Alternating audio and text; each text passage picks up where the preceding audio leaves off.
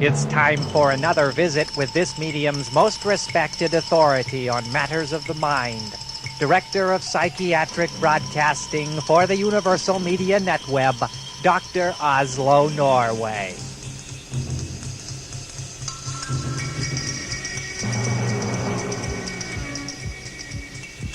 Good hello, this is Dr. Oslo Norway with UMN's post-Christmas greeting. And now that all the economically motivated sentimentality is sinking back into the relief of normality, it's time to talk turkey for real. And this is important. I've been held back for many Christmases past, but now it finally has been deemed possible to reveal this greeting.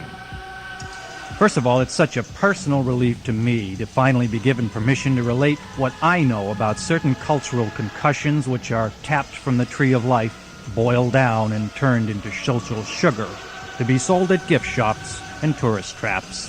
That's right, UFOs. And why not? I might as well honk my horn too until my old motor mysteriously dies and my lights go out.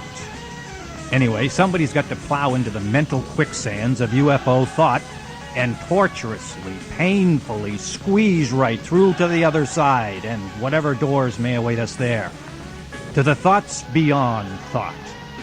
And who better than I, versed as I am in the reversible psychology of rational panic?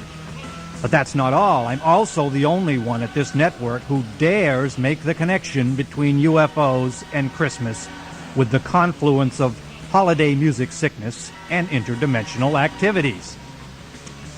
'Tis the season to have visions. Always has been. Skeptics, of course, put forth the assumption that the whole history of so-called visions among humans is a product of the species' imagination. Our ancient ancestors saw spirits in the sky and in nature's plants and animals. They saw elves, trolls, leprechauns, dragons in the air, angels, both good and malevolent.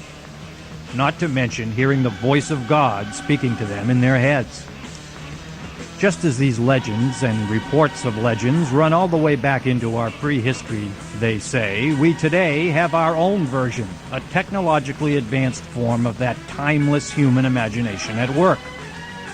Whatever time they're in, humans will imagine visions appropriate to their era and their particular rung on the ladder of civilization. But the same historical evidence can illustrate an opposite as well. This is what delights me about the topic of logical deconstruction. One can support either of two opposing propositions with the same evidence. I believe it was Aristotle Galileo who first publicized the idea, dependent on his use of a telescope, that the Earth goes around the sun. At the same time, the telescope became an instrument of math, but no one seemed to mind that. It was the idea that bugged them. But don't we kind of think of those scoffing establishment scientists of that day were a little short-sighted to trust what they could see more than the math? But we might also remember that if the sun did go around the Earth, it would appear to us exactly like it does now, as it doesn't. But let's get back to the flexible evidence. If one were to propose that humans have and continue to occasionally encounter off-planet entities who are interacting with us for purposes of their own, then all that vision history could be based in fact. However misinterpreted, and furthermore, what was seen could have been designed to be appropriate to the human imagination involved.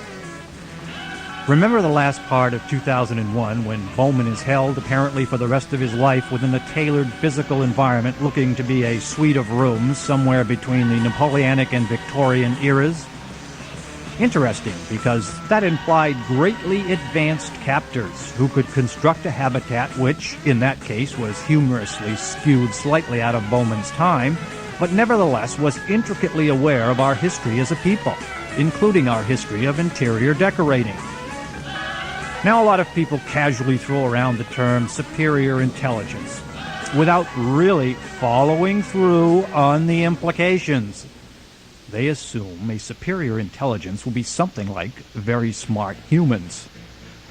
But if it isn't a human intelligence, its core motivations may only slightly resemble ours, if at all, and so their methods of operation may appear contradictory, paradoxical, or stupid in human terms of what we call thinking.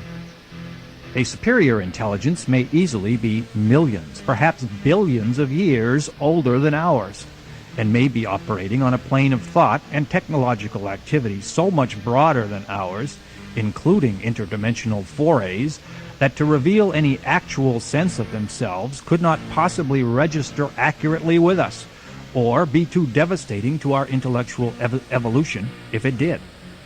So they make their necessary incursions, as they always have throughout our history, disguised as things certainly abnormal. Nothing gets our attention like the abnormal, and they are trying to get our attention, but never with visions beyond the grasp of the contemporary human imagination, whenever that contemporary happens to be.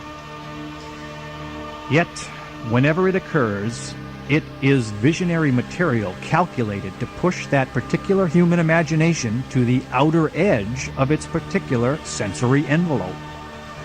We may only ever see these evolving illusions presented for us to avow or debunk, no matter how much time goes by, because the huge gap between us will always be the same.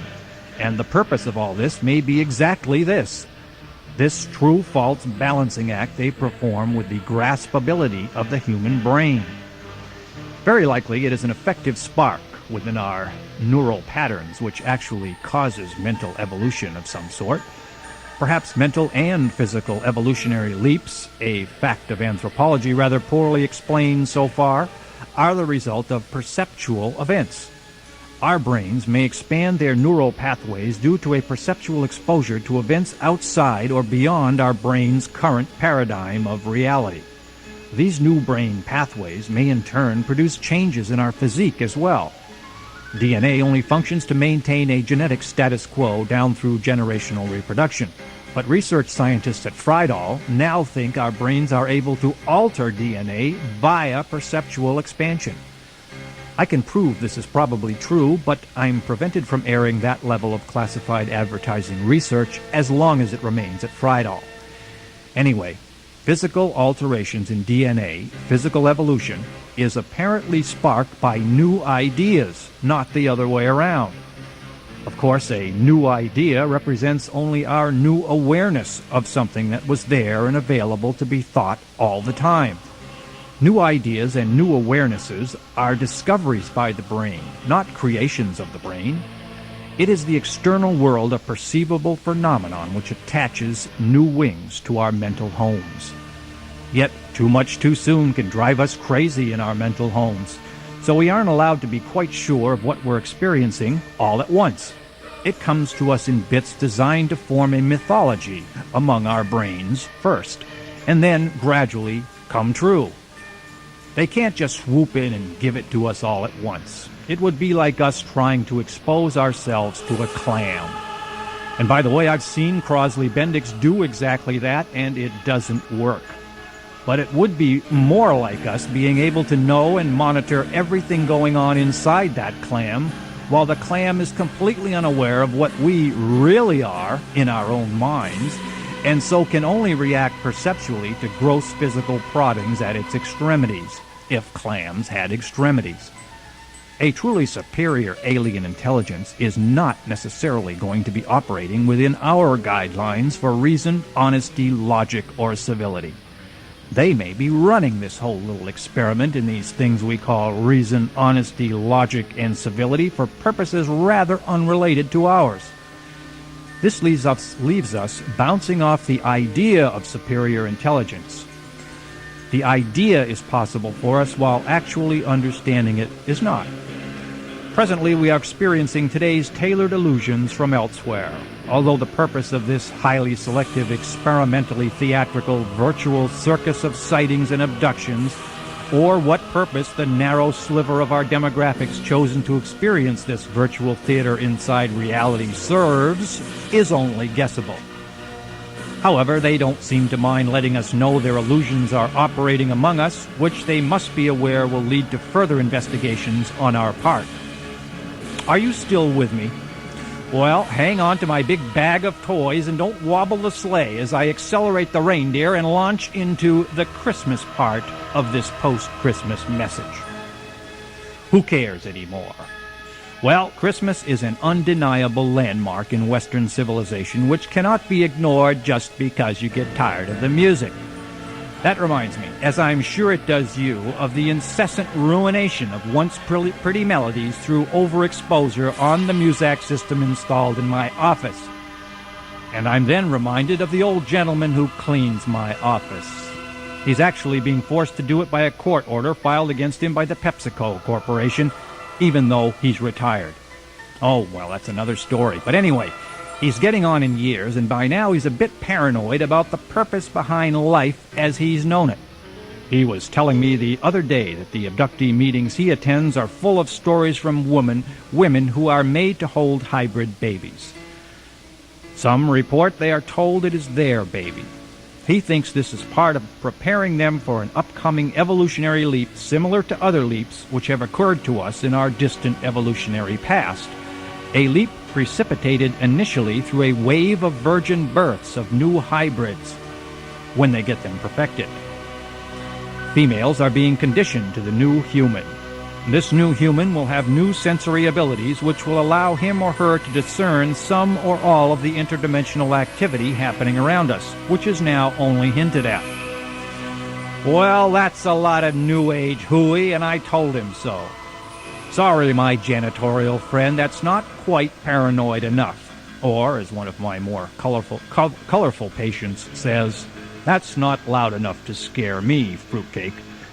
Instead, the fact must be that these Evo-Leap hybrids, which will be improved humans in interesting ways, but they will be totally unable to discern any trace of interdimensional activity, unlike humans now, who apparently have erratic, accidentally appearing abilities at the fringes of our faulty consciousness. Random quirks, a fluke, a little unexpected leak-through in the desired organism. They can't have that, not for a long time, so they're going to spend a few thousand of our years fixing us again and returning us to the optimal perceptual tunnel designed for us as a species. Right now, we're passing through the Christmas part of the tunnel. Here we celebrate antiquity's single virgin birth, not a wave of them. Probably one of the later, more selective artificial inseminations used to inject certain sociological concepts into a population rather than to genetically alter it. That virgin birth came with a new star hovering above it. A lot of new ideas and a few miracles will do wonders. But remember Arthur C. Clarke's warning that any truly superior technology will look like magic to us. Sure, we've come a long way since those apes in the beginning of the movie. Yes, sir, now we're smart enough to ignore the words and the miracles. And when the hybrid virgin birth wave comes, we can kill the little freaks one by one as they pop helplessly out of each virgin mother. But then, maybe some mothers will run, some will hide, some will protect and raise their bright little hybrids. Maybe they've held one before, told it was theirs. So before all that comes down and we eventually lose our rebellious fringe perceptions, no more ghosts, ESP, or UFOs, nothing, let me recommend that the military get off their monumental slang for donkey and release everything they know. Their cover-up of their own documented encounters with superior technologies is typical of why the military should not be trusted with anything beyond battlefield tactics. Their auto-defense reaction to this 30-year awareness is anti-democratic arrogance, to say the least. They have decided that the population they're protecting are better off not knowing. Do they think these random interactions with off-planet entities are accidental? Our military, of all things, has become enmeshed with second-guessing the intent of a superior intelligence, one or many, which appear perfectly comfortable with occasionally winking at any of us about their existence. Our military and intelligence services are no longer just protecting our country. They now protect our country's mental paradigm for reality. There's another year coming. Let's make it a new one.